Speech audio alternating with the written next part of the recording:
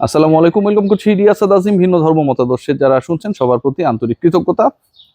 ছাদে এসে আসলে অনেকদিন পরে ভিডিও বানাচ্ছি এবং সেই ভিডিওটা যখন অনেকদিন পরে বানাচ্ছি ঠিক তখন আসলে দোমুখো সাপ, বক ধার্মিক, এই টাইপের যে প্রবাদগুলো ছোটবেলায় আমরা পড়েছিলাম, যেটা আসলে কোন একজন পাবলিককে, একজন ব্যক্তিকে ক্যারেক্টারাইজড করে এবং এটা আসলে কোনো ভালো ব্যাপারে তাকে ইন্ডিকেট করে না, সেই কথাগুলো বারবার মনে পড়ছে। ধরুন আমি এই মুহূর্তে বাংলাদেশ ক্রিকেট বোর্ডের বাইরে আছি এবং এই বাইরে থেকে আমি বড় বড় লেকচার দিচ্ছি, বলছি এটা ঠিক হচ্ছে না, ওটা ঠিক হচ্ছে না। ওকে, আমার লেকচার গ্র্যান্টেড। যদি আমি যখন ক্ষমতায় ছিলাম সেই কাজটা নিজে না করে থাকি, ডেফিনেটলি গ্র্যান্টেড। একটা ব্যাপার ক্লিয়ার করে নিই, বাংলাদেশ ক্রিকেট বোর্ডে হচ্ছে 25 জন ডিরেক্টর এবং এই 25 জন ডিরেক্টরের মধ্যে বিএনপির নেতা, তাদের আত্মীয় স্বজন, সন্তান, তাদের এই 20 জনের মতো হইতে হবে এটা আমি সাপোর্ট করি না কোনোভাবেই না। পলিটিক্যাল মানুষজন থাকতেই পারে, তাদের অর্গানাইজিং ব্যাকগ্রাউন্ড থাকতেই পারে, কিন্তু সেটা 6-7 জনের বেশি আসলে হওয়া শোভনীয় না, এটা দেখতে ভালো লাগে না। আমি ক্লিয়ার করে নিলাম আমার অবস্থানটা। এখন যে আলোচনাটা করছি সেটা হচ্ছে অনেকটা এরকম যে আমি বাইরে থেকে কথা বলছি কিন্তু আমি নিজে ওই আকামটা করেছি, যেটাকে আমি আকাম হিসেবে ইন্ডিকেট করছি। এটা কি শোভা পায়? আমার অতি প্রিয় মানুষ আসিফ মাহমুদ সজীব ভুঁইয়া গতকালকে বলেছেন, বাংলাদেশ ক্রিকেট বোর্ড নিয়ে বলেছেন। আসিফ মাহমুদ সজীব ভুঁইয়া ক্রিকেট বোর্ড নিয়ে যে বক্তব্যটা দিয়েছেন, বাংলাদেশ ক্রিকেট বোর্ডে সেই কর্মটা করার ক্ষেত্রে আসিফ মাহমুদ সজীব ভুঁইয়া আমার কাছে মনে হয় তিনি অনেকটা এডমন্ড হিলারি বা তেনজিং নোরগের মতো, কিংবা আমি যদি অন্যভাবে দেখি যে আসলে নীল আর্মস্ট্রং এর মতো, যারা হচ্ছে চাঁদে আরোহণ করেছিলেন বা এভারেস্ট জয় করেছিলেন। কেন? পথপ্রদর্শক হিসেবে যে তিনি এই কাজটা প্রথম শুরু করেছেন। আপনাদের মনে আছে মিস্টার সাইফুলের কথা? আসিফ মাহমুদ সজীব ভুঁইয়ার ব্যক্তিগত সহকারী, এনএসসির দায়িত্বে তিনি একটা সময় ছিলেন। সেই সাইফুলকে আসিফ মাহমুদ সজীব ভুঁইয়া তিনি যখন ক্ষমতায় ছিলেন বাংলাদেশ ক্রিকেট বোর্ডে কাউন্সিলর বানিয়েছিলেন সাইফুলকে। তিনি কিন্তু কখনো কোনো অর্গানাইজিং না।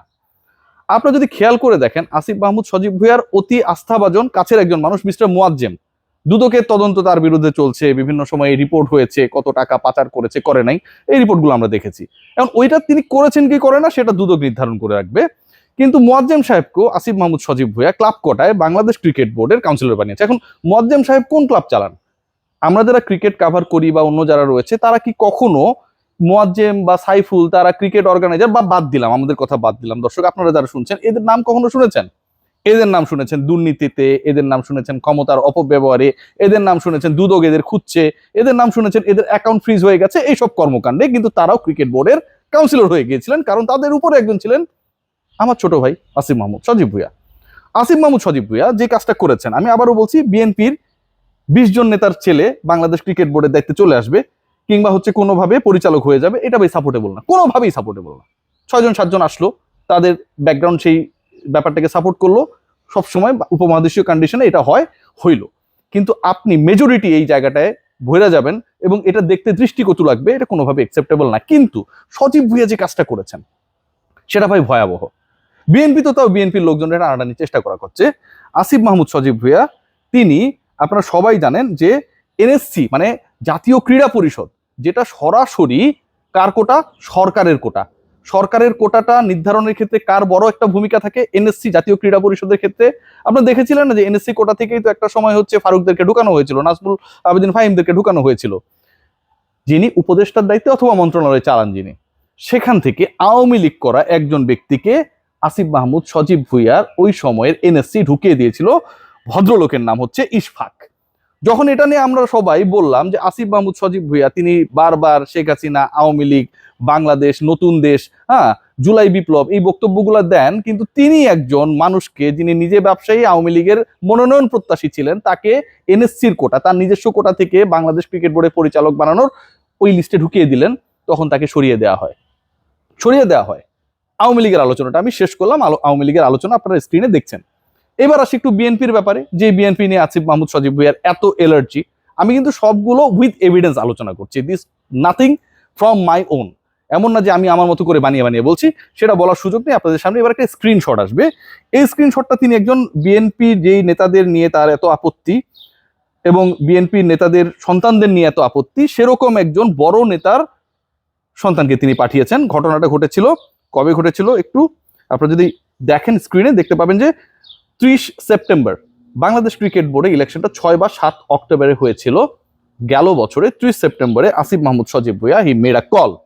সেই কলটা যখন সেই নেতার সন্তান, যে নেতার সন্তানদের এখন তিনি দেখতে পাচ্ছেন না, ঠিক তখন তিনি বিএনপিকেই খুঁজছিলেন, আসো আমাকে সঙ্গ দাও, আমাকে সাপোর্ট দাও, ক্রিকেট বোর্ডে আসলে আমি ব্যালেন্স করতে পারি, সেই ব্যাপারটা এনশিওর করো।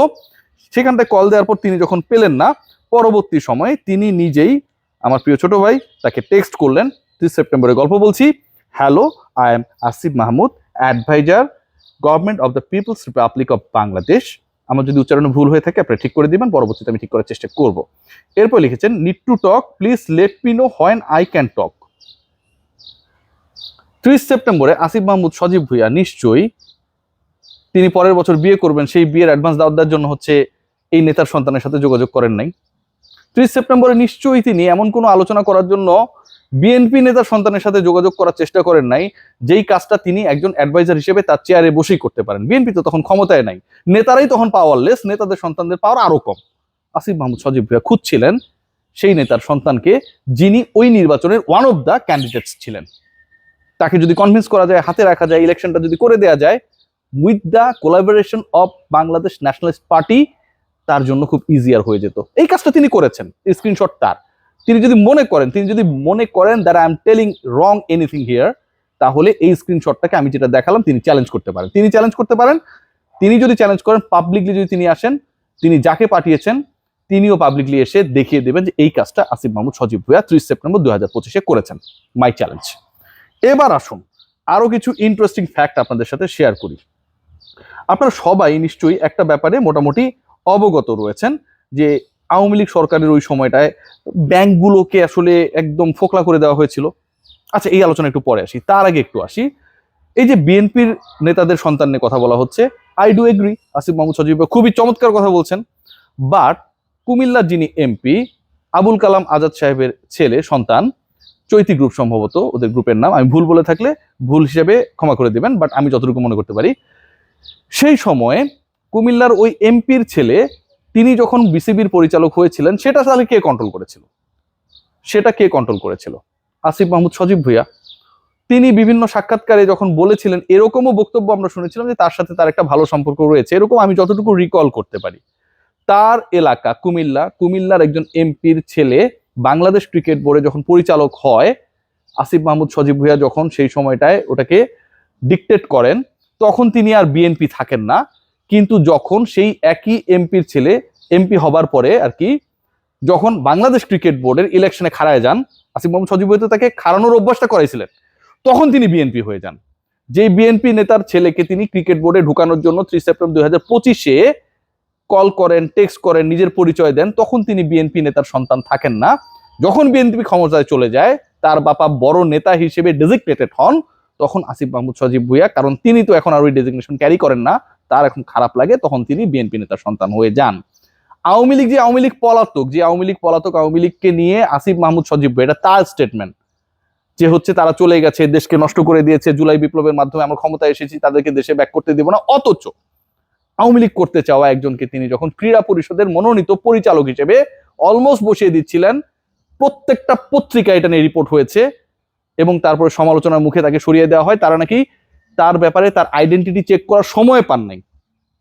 আওয়ামী লীগের পাতি নেতারাও এখন লুকিয়ে আছে, আইডেন্টিটি ক্রাইসিসে ভুগছে, তাদেরকে কখন পুলিশ ধরে নিয়ে যায়। আর ওই সময়টায় তিনি এমন একজনকে ক্রস চেক করার তার মন্ত্রণালয়ের সুযোগ পায়নি, যিনি একজন নমিনেশনের জন্য চেষ্টা করেছেন। এবার আসুন ব্যাংক বা ঋণ খেলাপি নিয়ে যে আলোচনাটা করছিলাম, তার বন্ধু বান্ধব আত্মীয় স্বজন যারা ছিল, সাইফুল কিংবা মুয়াজ্জেম, তাদের ঘটনা কিন্তু আমি বলেছি এর আগে, একটু রিকল করিয়ে দিলাম। আবুল বাশার নামেও একজন ভদ্রলোক বাংলাদেশ ক্রিকেট বোর্ডে এসেছিলেন। এই আবুল বাশার এবং তার পিতা, তারা হচ্ছে এনসিসি ব্যাংকে, আমার কাছে যে রিপোর্টটা রয়েছে প্রথম আলোর এটা আবার, এবং 8 ব্যাংক ও 2 আর্থিক প্রতিষ্ঠান থেকে তারা যে ঋণ নিয়েছিলেন সেটা হচ্ছে 1725 কোটি টাকা। এই যে অসাধুতা, সেটার কারণে শেষ পর্যন্ত তাকে এবং তার পিতাকে আবুল বাশার ও পরিচালক আব্দুল আওয়াল, তারা সম্পর্কে বাবা ছেলে, আবুল বাশার প্রাইম গ্রুপের ডিএমডি এবং 3 বছর ধরে ব্যাংকটির চেয়ারম্যান, এবং তার বাবা আব্দুল আওয়াল প্রাইম গ্রুপের চেয়ারম্যান ও ব্যবস্থাপনা পরিচালক, এনসিসি ব্যাংকের দায়িত্ব থেকে সরিয়ে দেওয়া হয়। আসিফ মাহমুদ সজীব ভুঁইয়া তাদেরও আইডেন্টিটি ক্রস চেক করতে পারেন নাই। অনেক আলোচনা হচ্ছে, অনেক সমালোচনা হবে। এই মুহূর্তে ক্রিকেট বোর্ড ইলেকশন যেভাবে হচ্ছে, এটা নিয়ে সমালোচনা হওয়াটা আমি খুব বেশি খারাপ মনে করি না, এই সমালোচনা হওয়াটা খুব দরকার। 25-এর মধ্যে 20 এটা হইতে পারে না, এটা হইতে পারেই না। কিন্তু যিনি সমালোচনা করে এত বড় বড় কথা বললেন, তিনি যেই কাজগুলো করেছেন, যে স্টাইলে করেছেন, সেগুলো তাকে একটু মনে করে দেওয়াটা আমার কাছে মনে হয় জরুরি ছিল। আসিফ মাহমুদ সজীব ভাইয়া, যদি মনে না পড়ে, তাহলে গত বছরের 30 সেপ্টেম্বর কাকে কাকে কি টেক্সট পাঠিয়েছিলেন একটু ঘুরে আসুন। হোপফুলি আপনি অনেক স্মার্ট, আপনার হোয়াটসঅ্যাপে সেগুলো থাকারই কথা। Great care.